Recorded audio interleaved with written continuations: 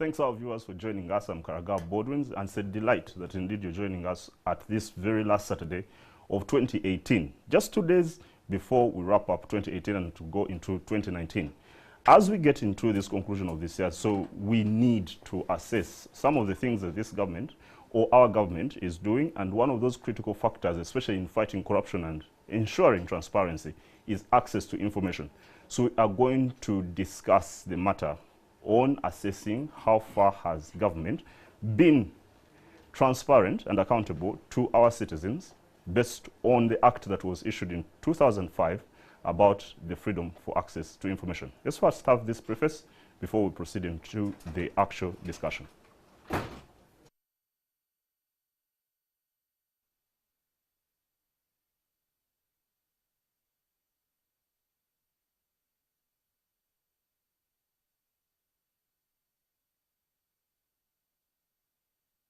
Access to information is a fundamental human right recognized by international human rights instruments, including Article 19 of the Universal Declaration of Human Rights, Article 19 of the International Covenant on Civil and Political Rights, and the United Nations General Assembly Resolution 59, subsection 1. At the continental level, the right to access information is enshrined in Article 9 of the African Charter on Human and People's Rights. In Uganda, the right to access information is enshrined in Article 41 of the Constitution of 1995. Uganda was among the first African countries to enact a right to information law, the Access to Information Act of 2005, and later the Access to Information Regulations of 2011. Section 43 of the Act requires every minister to submit an annual report to Parliament regarding implementation of the Access to Information Act, including but not limited to information requests receipted, granted or rejected, and the reasons for rejection. According to Section 3D of the Access to Information Act, every citizen is supposed to access information easily and in a timely manner. The Act provides for a maximum of 21 days within which a citizen's information request should be responded to. The African Freedom of Information Center, which has conducted research and several training projects on the Access to Information Act in partnership with NTV, brings to you a comprehensive discussion assessing the progress made on the freedom of access to information in Uganda. You're welcome. And thanks our viewers, I'm Karagao Baldwins, and we're coming to you live from the Kampala Serena International Conference Center. This is NTV, wrapping up 2018. And on social media platforms, on NTV, rather on our NTV Uganda Facebook page, we've posted the questions, actually 2 questions, but let me first just set out the responses so far that have been made on the first question, asking you that do you think this government is transparent and accountable enough in terms of letting people have access to the information in its possession? And just 2 responses which I found very outstanding. Kasule Paul says that no, it has fought tooth and nail to not let out information from reaching its citizens. However, Angelica Vanessa says, yes, Uganda Media Center is always having briefings about government work, a cabinet briefing every Tuesday. Are Ugandans reading or listening? I don't think so, just interested in other issues that are irrelevant. Thanks for coming. And in studio right now, just to go into the in-depth discussion, I have a resplendent panel of 2 specialists in this area. On my extreme left, I have Moses Watesa, who is the Commissioner, Information Dissemination and Communication of ICT and National Guidance. Moses, you're welcome. Thank you very much. Baldwin, it's good to be back here. It's been a while. Yeah, you're prolific in this area. It's good to know you work when the other people are on holidays. You see, we have to keep the country running. I'm happy to come here and provide information. Thank you, Moses, for coming. And just in the middle, I have Komujirizi Charity, the Program Officer, Africa Freedom for Information Center, an affiliate for this very program sponsorship in partnership with Oxfam Uganda. You're welcome, Charity. Thank you, Baldwin. I'm glad to be here, and thank you, viewers, for listening to us. Yeah, all right. So, Moses, based on your profound passion for this area of discussion, you are very much a proponent of saying government is very liberal and, issues this information to all its citizens. We just help us understand how essential this freedom to access of information from public institutions and office holders in enabling national development is, and what has so far government done to ensure that it facilitates this particular right? Okay, Baldwin's like we've alluded. I like the quote you picked from Vanessa. I think that's an example of a very good citizen, and I would be glad to know that there are more Vanessas outside there. But the access to information, it's not a privilege, it's a right in this country. And when you talk about transparent governance, it cannot be concluded without a citizen right to access of information. And we know that in this country, in the trigger, I saw it there, thanks to NTV, the Article 41 of the Constitution of the Republic talks about citizen right of access to information. And for us as a government, as a ministry, we put in place the Access to Information Act as well. And Ministry, that is Minister of ICT? Yes, Minister of ICT and national guidance. I am happy to note that again, that process of putting in place the Access to Information Act actually involved the citizens of this country. Remember, it started as a private member's bill, which means that people in this country are also interested in transparent governance.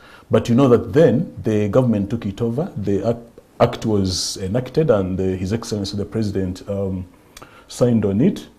Then as part of our development agenda for Uganda, the Vision 2040, the National Development Plan 2, we envisage active citizen participation in the development programs of this country. To transform Uganda, we need to mobilize people. We need to give them information, but we also need to take feedback from them, because in our identification of priorities, we need to talk to people.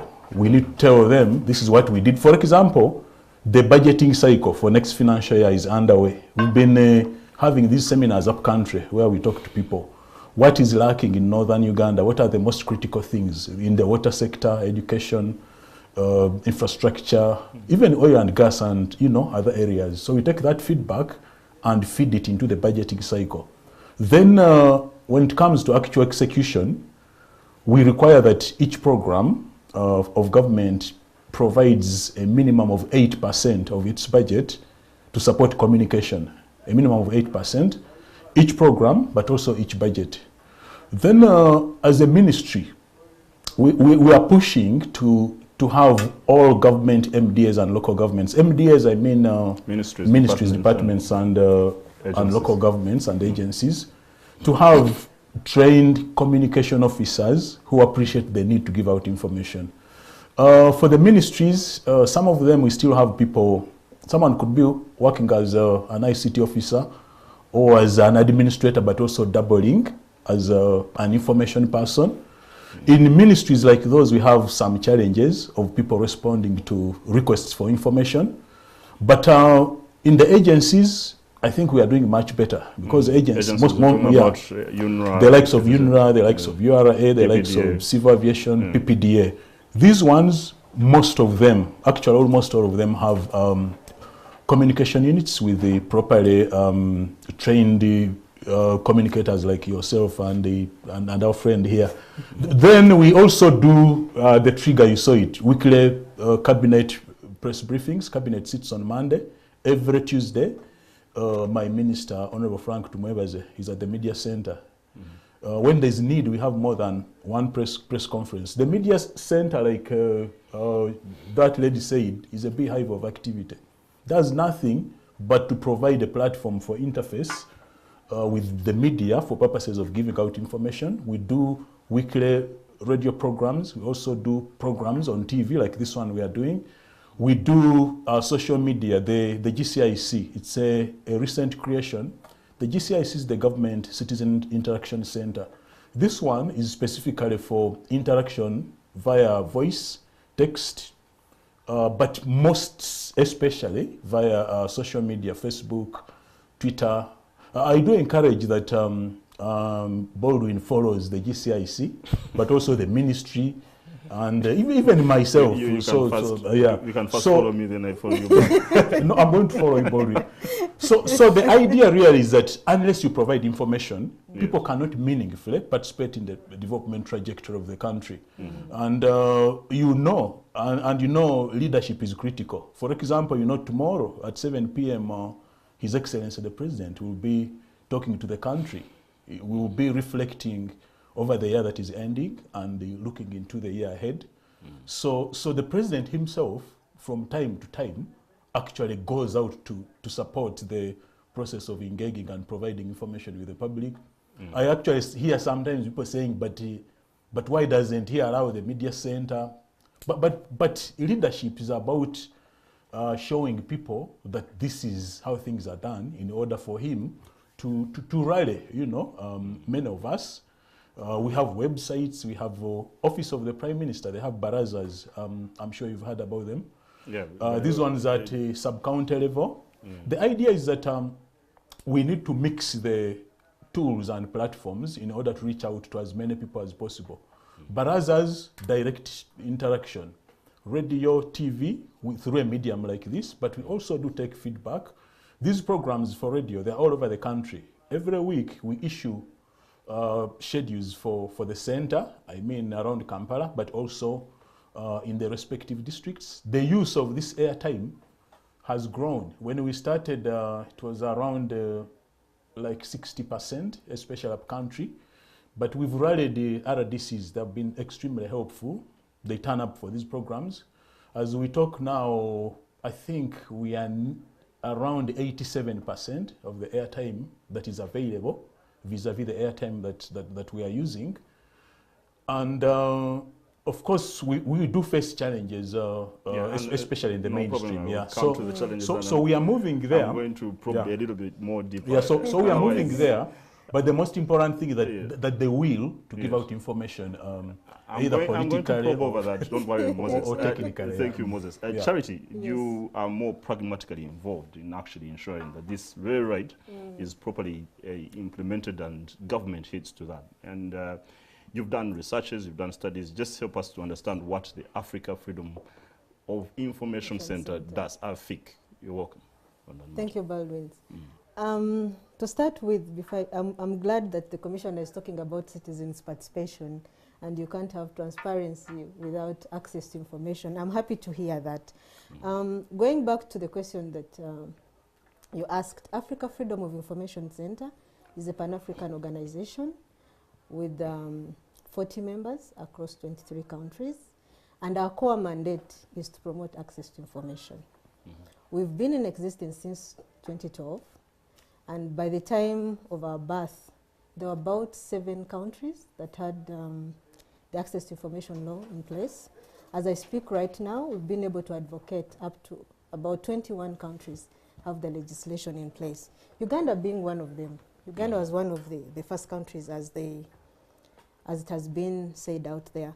And as Africa Freedom of Information Center, we get this mandate from the Constitution of Uganda under Chapter 4, Article 38. It gives us the right to participate as citizens into government's business and activities. We can also influence the policies of government. And as AFIC, Africa Freedom of Information Center, we want to see that what the Commissioner is talking about is being implemented. When you listen to him, it sounds all beautiful.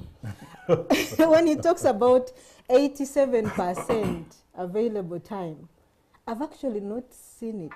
I know that we are told by these radio owners that they are mandated to give airtime to government officials. Usage of this airtime is another question.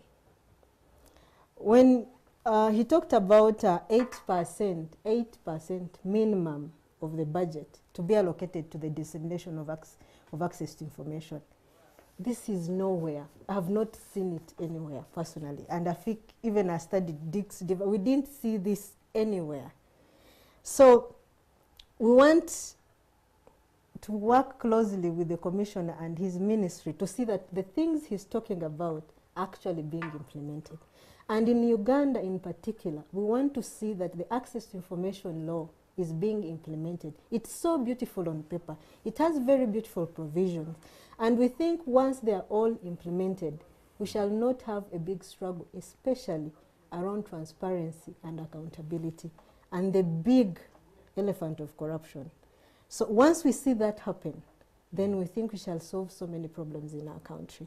And more to that, as AFIC, we've been supported by Oxfam in Uganda to actually advance this advocacy, to promote access to information through citizens' participation by enhancing fiscal systems.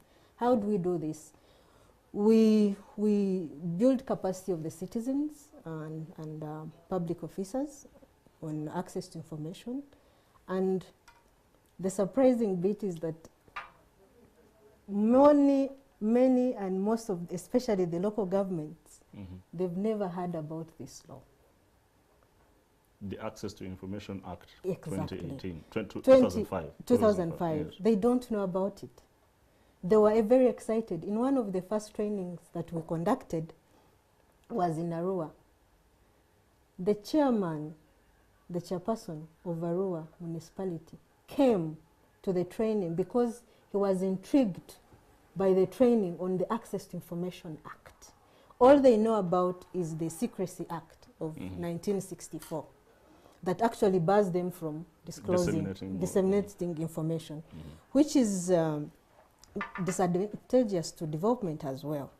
We've gone ahead to work closely with other partners with support from Oxfam to disseminate information that matters to the people. Commissioner talked about the weekly press releases, the cabinet minutes that are read and are disseminated on a weekly basis. But what information is important to our citizens? What information do they want to listen to? What information are they interested in? And that is the information that we want to see our citizens receive. And the lowest person, who are the majority? Yes, we are on TV, we are disseminating through newspapers, but how does my grandmother down in the village get to know about the budget? What the percentage that is being given to agriculture and the health sector? So that is what AFIC promotes and is working closely with Oxfam to do.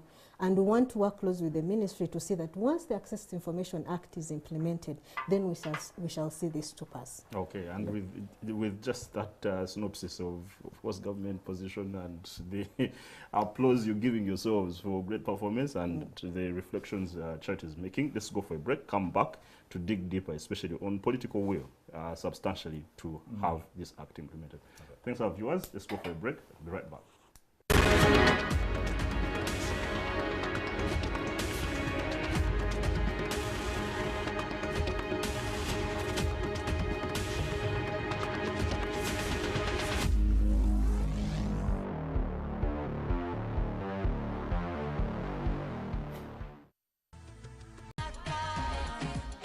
This festive season, there's no place like home with GoTV. GoTV. Live it, love it.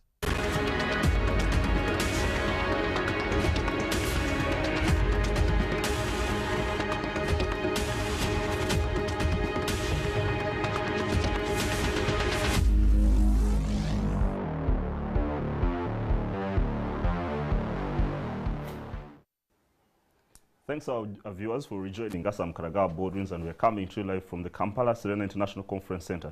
And we are discussing how far the government of Uganda has gone in ensuring the implementation of the freedom or the right to the access of information in its own possession. And of course, it has put up several instruments, including legislation. There's an Act of 2005, and there is a communication strategy of 2011. But so many issues have been raised up. There's official communication, such as information requests need to pass through ministries, central registry, there are records management which are not sufficient.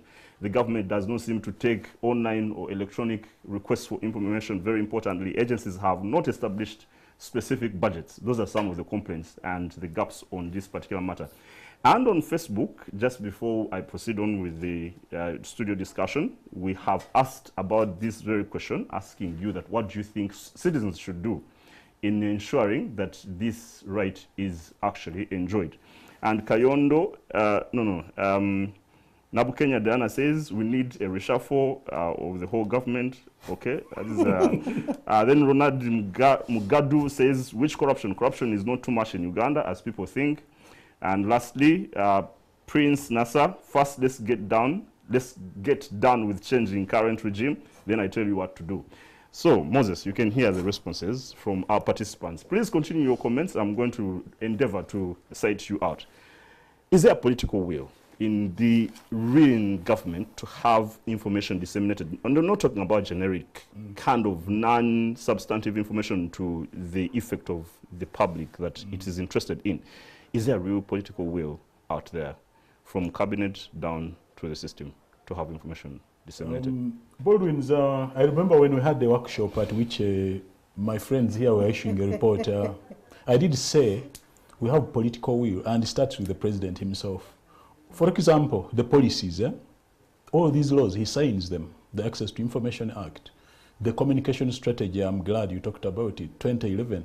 I was there when we presented it. It was myself and the Honorable Merok Root, who was my minister then. The president chaired that meeting. He oversaw the passing of the strategy. He established the likes of the media center, actually himself, personally. You cannot have a president who is doing all this when at the same time someone wants to say he doesn't want to give out information. So he sets up the GCIC.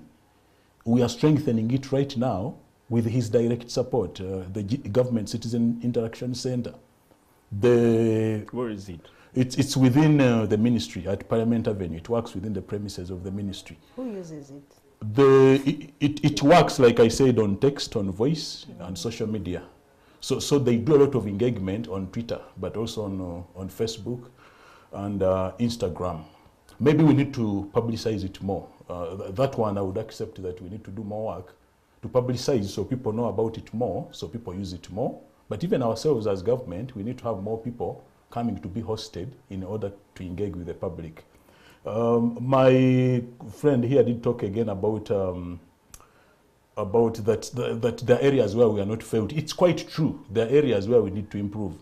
You see, Baldwin's, like we were discussing in the break, you can never have a situation of 100% performance.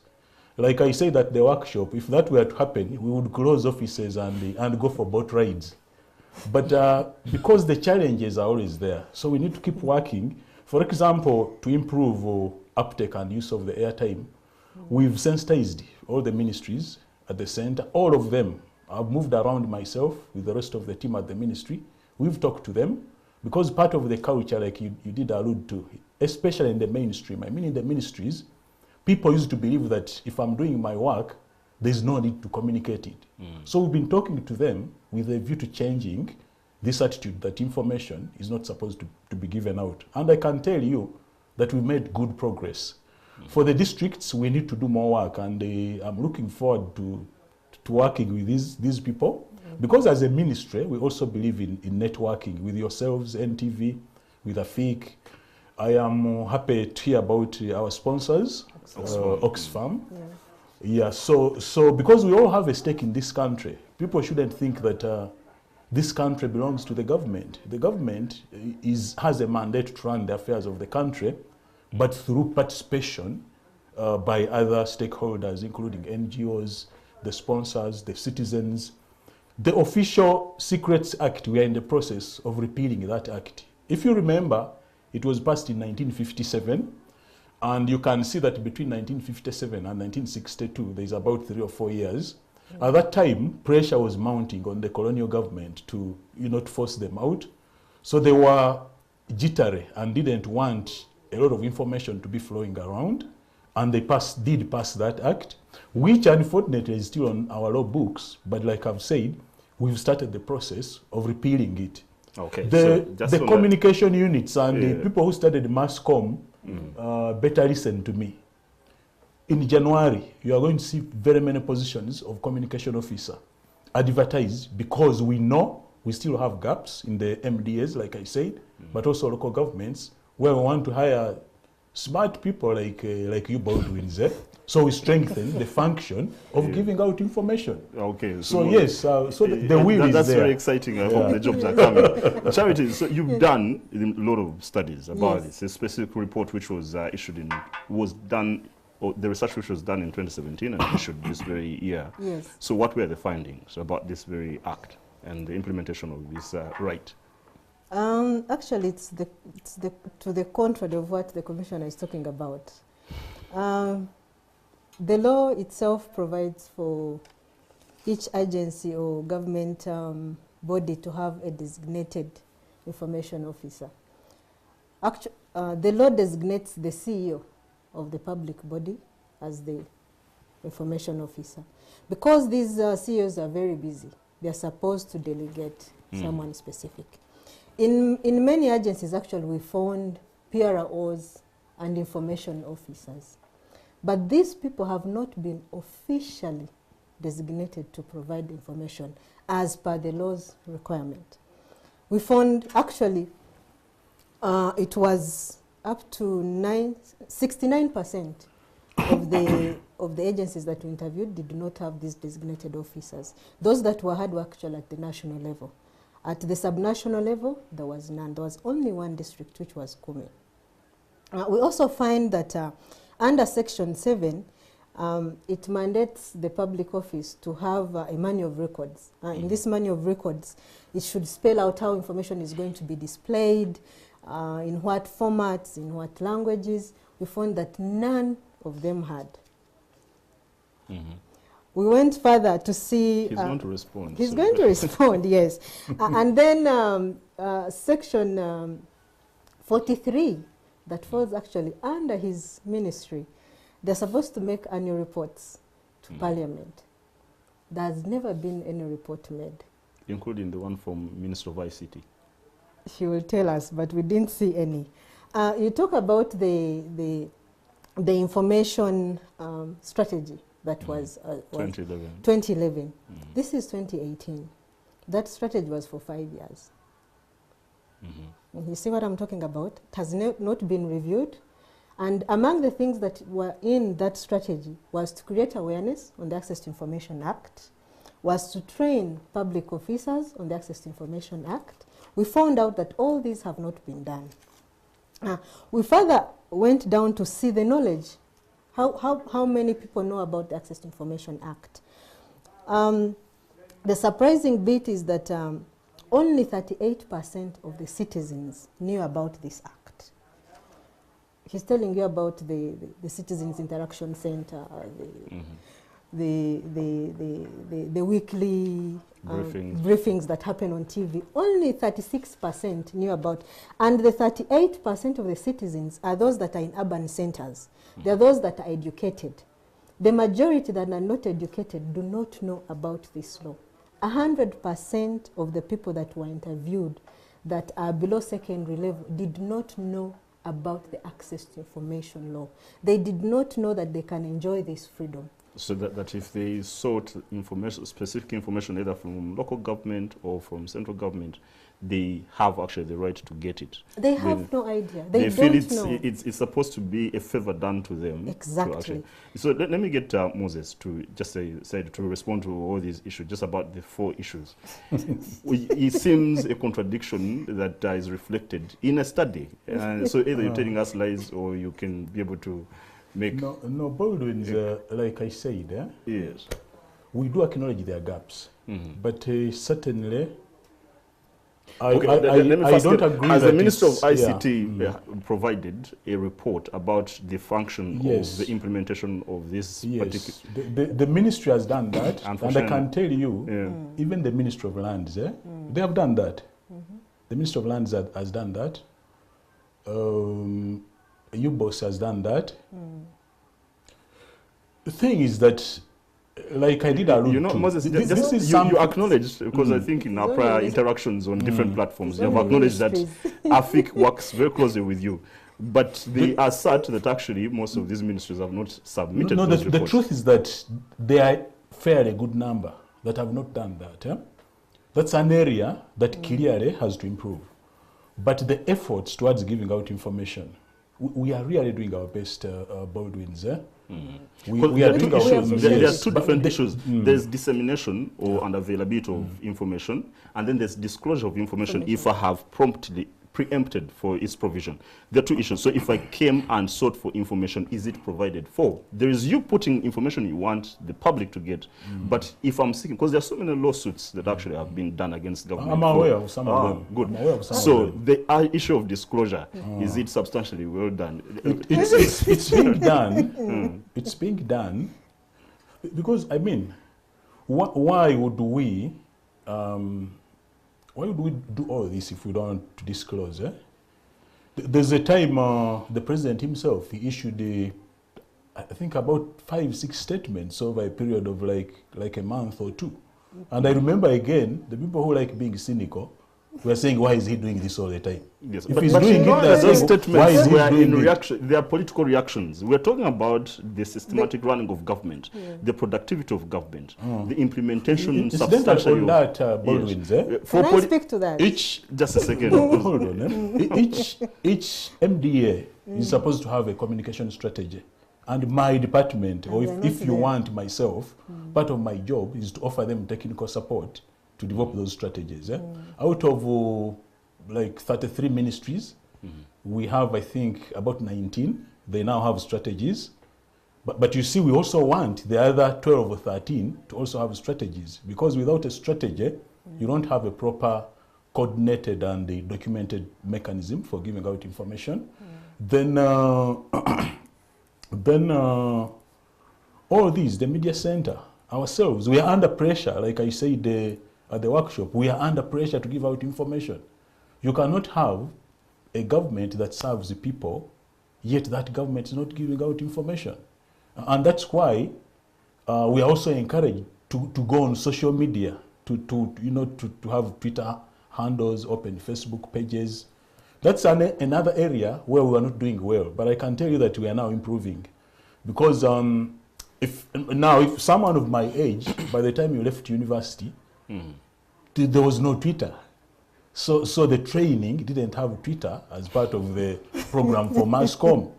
So we need even ourselves to continue building our capacity to embrace new tools. The other gap I know is that a lot of our records are still manual. You find these big box files with a lot of material and reports, but it's a bit difficult to process quickly. Now I think that's what she's talking about, because I have to read huge volumes of material. What we are doing now, and through my ministry, because it also coordinates the ICT function across government, through the National Information Technology Authority, we are also automating and digitizing government records, which means we will be in a better position to collapse, process, and easily retrieve information. But I also think that instead of people doing the manual, with these people, we did develop an online tool, Ask Your Government. I think that requires capacity on both sides. Our side as government, but also the side of the citizens. Because if you are going to come physically or with printed documents, it might be a bit cumbersome. But this tool, like she knows, it's something you can use and we interact directly. Okay, so there are so many options that are available. All right, I pause on that because the will matters a lot, and the will is there. So there's as she knows. No problem. Charity, you've really provoked a lot of debate on this issue. Let me first get to a break, come back, discuss these impediments, of course, as we wrap up the whole discussion. And let's see what Moses' response will be. Thanks, our viewers. Let's go for a short break, and we'll be right back to just wrap up this discussion.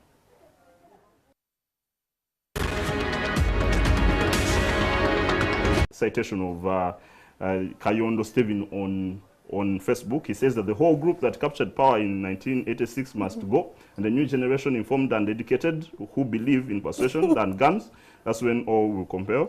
Maybe also just Onyanga Robinson. He says that citizens must question for clear and simple understanding of everything that is happening or happens. Charity. Yes. You had his submission. He's incredibly emphatic that government is doing to improve their, yes, they're doing a great job in making sure that this is implemented. But there seems to be so many impediments, okay? How does a citizen break through, even when government in mainstream communication says that it's doing this, but when you actually go to seek for that information, you don't get it? How do we break through those impediments, and what are some of actually those particular impediments that you found out in that study? Actually, it is true. They are trying, but we think they can do much better. Yes. They can do much better than they are doing.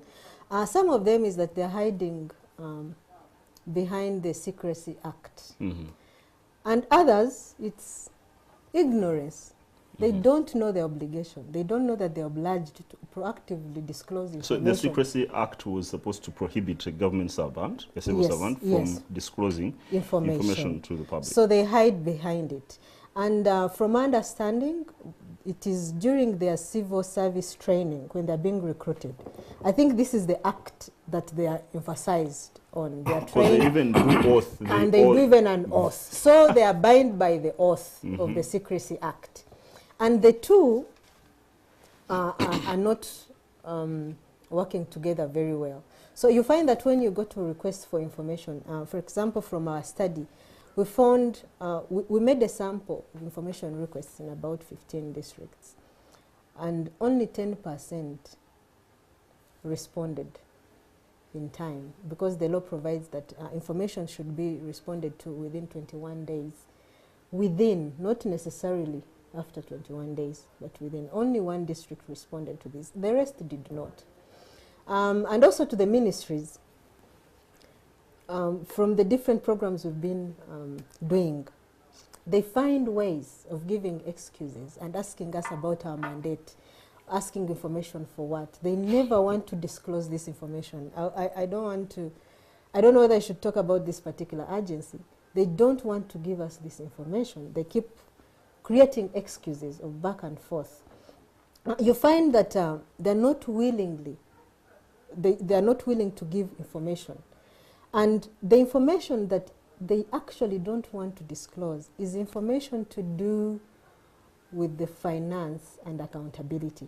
Yes, they'll tell you about their programs. It's on their websites, our projects. And as he's talking about, the president will come and address the nation 6 times a week, and everyone will talk about the different government programs. But when you request for information, for example, details of a contract, for example, being constructed between Ntungamo and Katuna, that information is not disclosed. And that is the information that is of interest for the citizens, because it is also their responsibility to make sure that this is done and value for money is ensured. They have to ensure accountability. But how do you get this accountability when you're not disclosing the rightful information? And then the president talks about fighting corruption.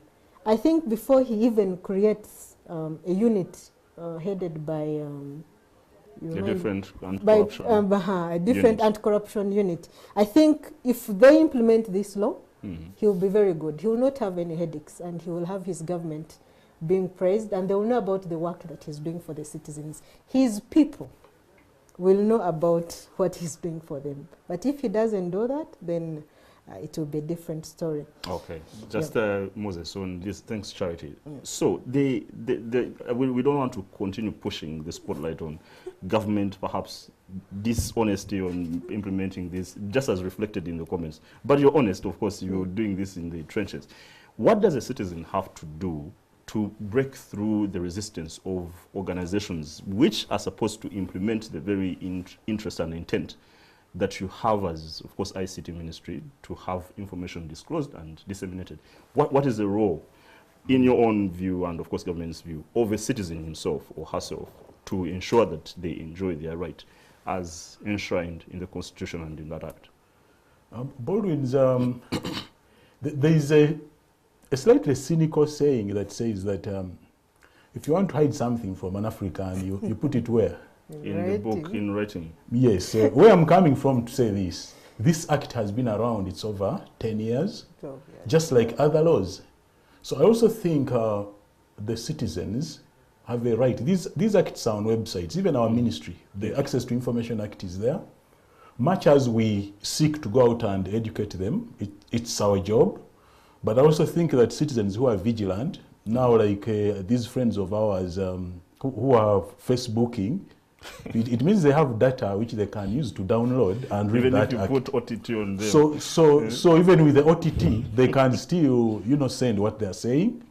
So I think that part of the citizen, because rights go with responsibilities, they are not absolute on their own. They also need to access these and read them. But I also think they need to put pressure. Changing culture takes long. I've said that in the mainstream especially, the culture was such that people were not drilled to provide information. There's a lot of improvement, but we need to continue improving. So if you ask for information and it's not being given to you, you insist. Appeal to the accounting officer, like she said. Under the law, the PS, the accounting officer, is the information officer, but because they're very busy, they delegate that role to us, the communication officers. But even our ministry, we have a desk that coordinates implementing the act. You can also bring us in the picture. There's also the last one, which is litigation. You know that we've been taken to court as my fellow journalists. Yeah, and that's the beauty of the democracy again, because let's test ourselves, even in the... And as a result, by the way, government has learned from that. Because now that if you lose a case, the money that you pay comes from your own budget. So no ministry or agency wants to lose their money because they are losing a case arising from not providing information. The other things, there are a lot of reports. The Auditor General issues a lot of reports on accountability. The Public Accounts Committee, these reports are available even on the websites of Parliament. That's what I'm saying. Even the media, actually, Baldwin, part of your job, now let me turn it on you. You are supposed to educate and inform. Yes. But you guys entertain and... No, that's part of our mission. Otherwise, we wouldn't be providing such a program. NTV is profoundly known for actually being exclusively NTV is informative and doing quite well. NTV is doing quite well there. Thank you for... Yes. So there are a lot of actors here to dissect these reports. Some of them are technical. The media can help us to simplify them for easy understanding of ordinary people. I also have a feeling that sometimes we spend a lot of time discussing politics and not focusing a lot on things like this, like accountability. I know it's part of the politics, but we spend a lot of time. If you have been following the media since 19th, yesterday, they are talking about concerts and things like that. But there are also these issues of accountability. And we brought the discussion. The Minister of Finance, did you know they have a budget website? Recently, I was in Luwero and Soroti. We were doing, I forgot actually to talk about this. We are doing breakfast meetings where we go to districts and read for them budget allocations. This is what she was talking about. Water, this is what your district received. Education, your district received this. Then the public start asking questions to the Chief Administrative Officer. These are new programs we have introduced as government. So at this, I realized even some people in those districts don't have that information. So I was asking the cows, why don't you provide this information? And everywhere I've been, I have read the budget website where anyone can download. Baldwin can download a peasant or the Bazukuru, these ones on Facebook. They can download and put your cow to task. There's a district, one of the districts in Usoga, I will not say it. For example, we discovered that they were given money to dig 18 boreholes, but they had dug 13 boreholes. But people couldn't hold the cow to account because they didn't know how much money had been voted for water resources. And then it was in the budget. Yes, so we were in Jinja. When I read that figure, the cow had to be rescued because they were saying, where are the 5 boreholes? Thank you. So we are moving, but the challenges are still there, but we are committed to addressing them as we work towards doing better. Is constraint in time. Now, let me end up with Charity, just because of just 2 minutes, help provide some kind of recommendations, so especially through the studies that you did and from your work, just two, and Moses and his team, and of course the cabinet will deal with those recommendations and more that are in that report? Let me get my pen so I don't miss anything. Okay, He just already to... actually, he already knows. Okay. The report, eh? No, the Just to the commission, we public. want to see the systems in place. Put the systems in place. The systems, create awareness, put the strategies in plan for dissemination. Also educate the public officers that they have to do this. We also want to see the minister hold people responsible and the accounting officers to make annual reports. I think this will help. We want to see at least a budget. We have not seen this budget to implement the Access to Information Act. Those are the simple things. He asked me for 2, I've mentioned about 3, that we want to see happen. If we have a budget, then we have a strategy, and we have trained public officers, and also the citizens are aware that this is a right that they can enjoy, then I think we shall have a somehow better implementation of this law. Okay, 1 minute, kind of 1 minute, Moses. Is 1 minute enough? Yes. Okay. To give assurance about those. My government is a learning government. I need to say that. Actually, even when I come here, I'm learning. And Baldwin, imagine a public officer. I'm coming from a district called Gwambuli, straight to the studio. That should also tell you something. That as government, we are committed to engaging, to learn, but to give out information. The funding she's talking about, it's true. Even ourselves, we think 8% is not enough to give out information. Even within government, there's debate going on. Us as a ministry, we are pushing for more. By the way, there are areas where we don't even get this 8%. So those who are giving like 4%, we're asking them, the strategy says 8%. Why are you giving us 4%? But some people think that that most of the money should go to direct services. If I can give an example, if you are going to buy mama bags or these kits for hospitals, do you reduce on the numbers in order to increase the budget for communication? That's part of the debate. Some people think that it's better to offer the services more than putting more resources into communication. And you know the way we budget communication, by the way, and she knows, it's described as consumptive advertising, PR. So there are those tendencies even within government. But like I've said, the good thing is that there's the leadership, there's the will, and the good book says that where there's a will, there's a way. Thanks. So and I'm sure we'll find a way. And Moses Watesa, the Commissioner Information Dissemination and Communication of ICT and National Guidance, you've been profoundly prolific. And Charity Ko Mujurizi, the Program Office Africa Freedom for Information Center, you've been greatly resourceful and articulate. Thanks for coming. We are looking forward to you coming back here for greater engagement on these discussions. Thanks our viewers. To our listeners. And Happy New Year 2019. I'm Karagao Boardings. We invite you to make sure that you join with us in educating, informing, and making sure that we transform this nation through very qualitative discussions. Please keep locked on to NTV. God bless. Good night.